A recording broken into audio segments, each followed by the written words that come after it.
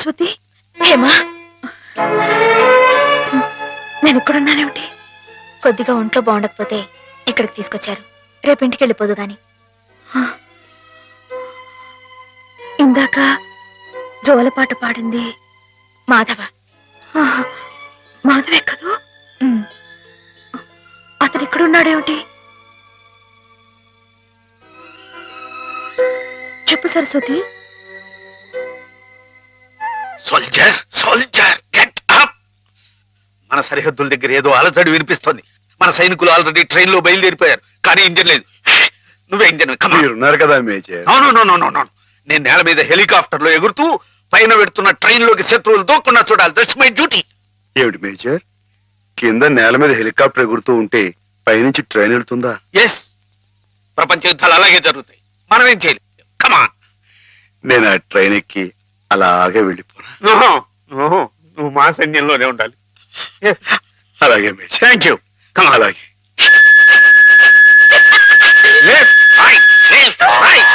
నీకోసం ప్రాణాలకు తెగించి అంత కష్టపడ్డాడమ్మా మాధవ.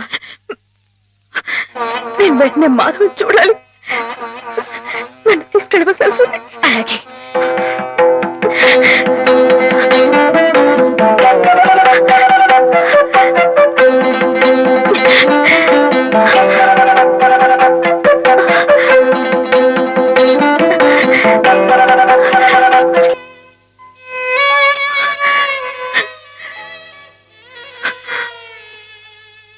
రైలు ఇట్ట ఆగిపోతే ఎట్ట? వెనక నుండి విమానాలు గుద్దుకుంటాయి. చట్టం. గార్డు జెండా ఊపాడు, అందుకే ఆగిపోయింది. అయితే వీడు పిచ్చి గార్డు. మంచి గార్డు కావాలి. పాపా, నువ్వే మంచి గార్డు. దా దా, భయపడకే. దా దా.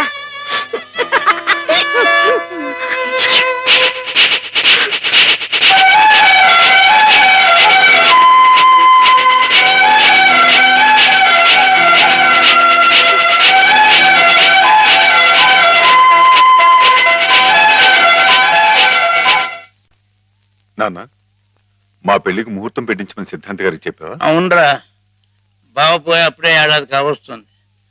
సంవత్సరం తిరగకుండా అమ్మాయికి పెళ్లి చేస్తే ఆయనకి కన్యాదాన ఫలం కలుగుతుందట. మరి పక్షం రోజుల్లో సంవత్సరం రాబోతుంది. అందుకే ఈ లోపల ఏదైనా మంచి ముహూర్తం ఉంటే చూడండి అని చెప్పాను. వద్దు నాన్న, నువ్వేం తొందరపడకు. ఏమిట్రా, హేమకు పూర్తిగా నయమైపోయింది, రేపింటికి తీసుకెళ్లిపోవచ్చని కూడా చెప్పారుగా. ఏమైనా హేమన్ నాకు ఇచ్చి చేయడం న్యాయం కాదు. న్యాయం కాదా? అదేమిట్రా?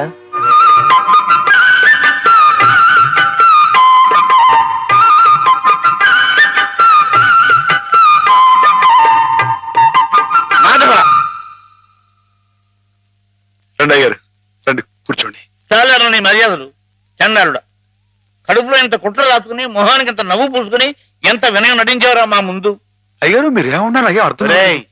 నిన్ను మా ఇంట్లో ఒక కుర్రాడుగా చూసుకున్నాను రా. అందుకే హేమ నువ్వు కలిసి తిరిగినా, హేమ నీ ఇంటికి వచ్చినా నీ మీద నాకు వేసమెత్త అనుమానం కూడా కలగలేదురా. ఒరేయ్, హేమ చిన్నప్పటి నుంచి నా ఇంటి కోడలు అవ్వాలని అవుతుందని ఎంత మర్చిపోయాను రా. అలాంటి పిల్లని ఎగతన్నుకు పోయి నువ్వు పెళ్లి చేసుకోవాలనే దుర్బుద్ధి ఎలా కలిగిద్దా నీకు? బావగారు ఎంత అభిమానించేవారు. ఆయన రాసిన కావ్యాలన్నీ అంకితం కూడా ఇచ్చారే నీకు. అటువంటి మహానుభావునికి ఇంత స్వామిత్రం ఎలా తలపెట్టావురా అప్రాచుడా? ఒరే, ఆయన బ్రతుకుంటే ఇప్పుడు రా నీ దురాలోచన తెలిసి గుండె పగిలి సచ్చి ఉండేవాడురా. ఇంకా ఎందుకురా వెధవ బ్రతుకు? ఛీ!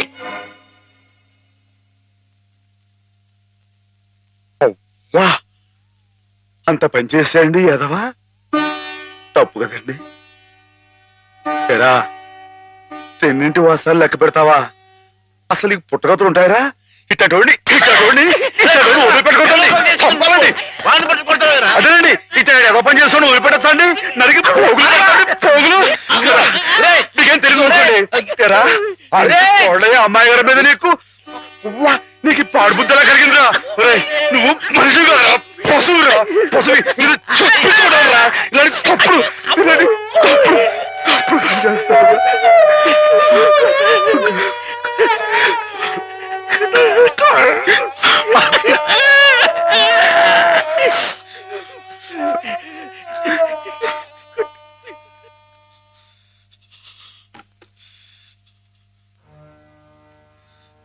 ఏం బతుకురా నీది, ఏ ముహూర్తంలో పుట్టావురా? ఇంకా ఎందుకురా కావాలని బురద పులుముకుంటావు? నేను నానా మాటలు అంటుంటే నేను అట్లాంటి వాడు కాదు బాబు అని చెప్పాడు, ఇంకా ఎందుకురా పిచ్చోళ్ళ నటిస్తావు? ఏం బాగుంకుందామని నిన్ను చేరదీసి ఇంత అన్నం పెట్టిన వాళ్ళకి అన్యాయం చేసే మనసురా నీది. మనసు మనసు చెప్పుకోరా. నీ బతుకు గురించి ఆలోచించుకుంటా వాళ్ళ రుణం తీర్చుకోవడానికి ఉన్న హస్తం అమ్మేసి వాళ్ళకి సాయం చేసేది అది నువ్వు చేసిన తప్పు. నువ్వేమిటో నీ భవిష్యత్తు ఏమిటో చూసుకోకుండా వాళ్ళు బాగుండాలి వాళ్ళోళ్ళు బాగుండాలని 24 గంటలు ఏడ్చేవి.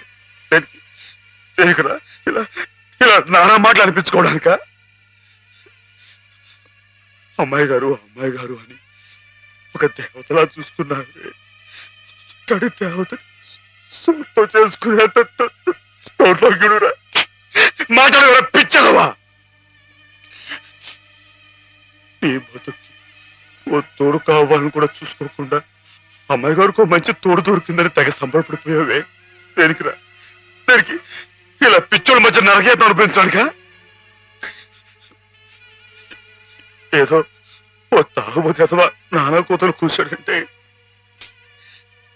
వదిలేయచ్చు, కానీ చిన్నప్పటి నుంచి నువ్వెవరో నువ్వేంటో తెలిసిన ఆ పెద్ద అన్నారే మాట్లాడినారంటే ఒరే మాధవా, నేను ఆ దేవుడు కూడా అర్థం చేసుకోలేదురా. అర్థం చేసుకోలేదు. కుళ్ళు ఏడు చచ్చిపోయేదాకా ఏడవరా ఏదవా? నీ ముఖం నాకు ఏదవని మాధవా మాధవా ఎక్కడా? మాధవా బయటికి రా. వస్తున్నా. లోపల ఏం చేస్తున్నావు? చెప్పకూడదు. మరి అంతసేపు ఇలాంటి పిచ్చి పిచ్చి జోక్ వేసావంటే ముఖం పెరగైపోతుంది. కొట్టండి. పిచ్చి నీకా నాకా? ఓహో పిచ్చి నీకే. మాధవ చచ్చిపోతా. చాలా బాగుంది.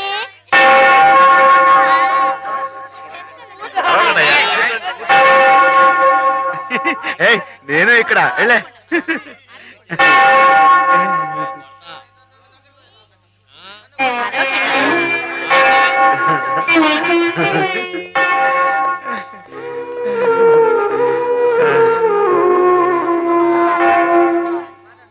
ప్రభులు వచ్చారా? ప్రభులు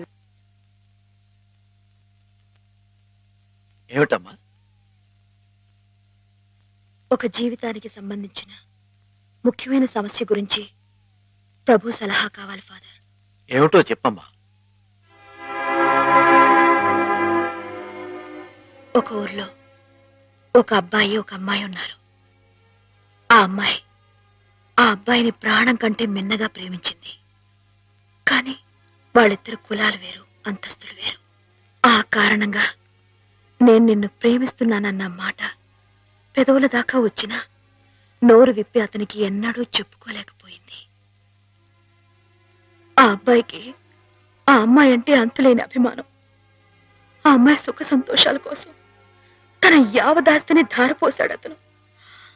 మానసికంగా శారీరకంగా చిత్రహింసల్ని భరించి గతి తప్పిన ఆ పిల్లని మళ్ళీ మామూలు మనిషిని చేశాడు.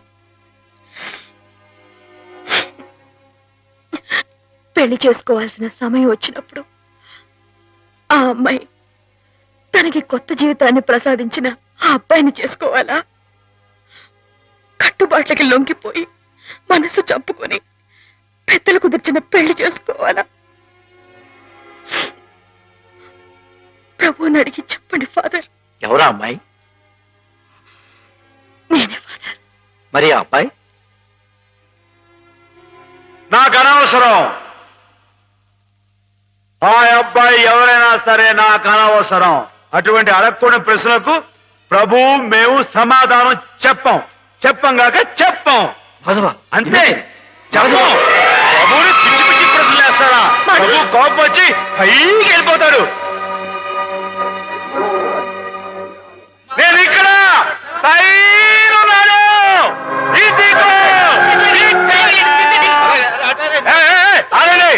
ఎవరైనా పైకి వచ్చారంటే తూకేస్తా. పండి దూరంగా పండి. హెలికాప్టర్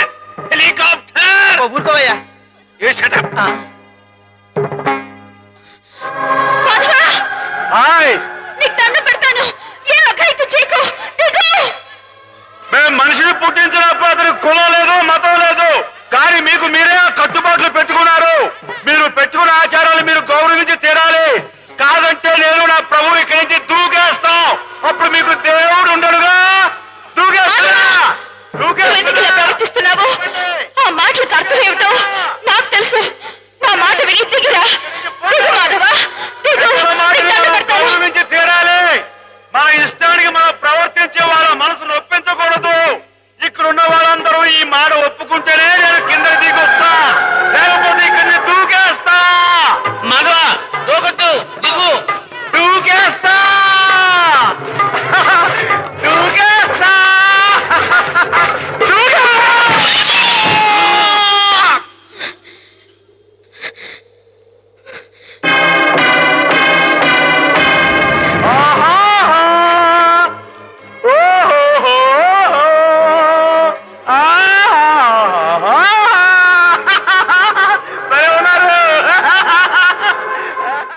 మనసు నిండా మాధవుడు రూపం నిండున్నప్పుడు ఈ ఒట్టె కట్టెని నీకు అప్పచెప్పటం భావ్యం కాదనిపిస్తోంది బావా. ఆ ఆత్మవంచన కంటే ఆత్మహత్య మేలనిపిస్తోంది. దయచేసి నా కోసం బతకండి. సెలవు. హేమ.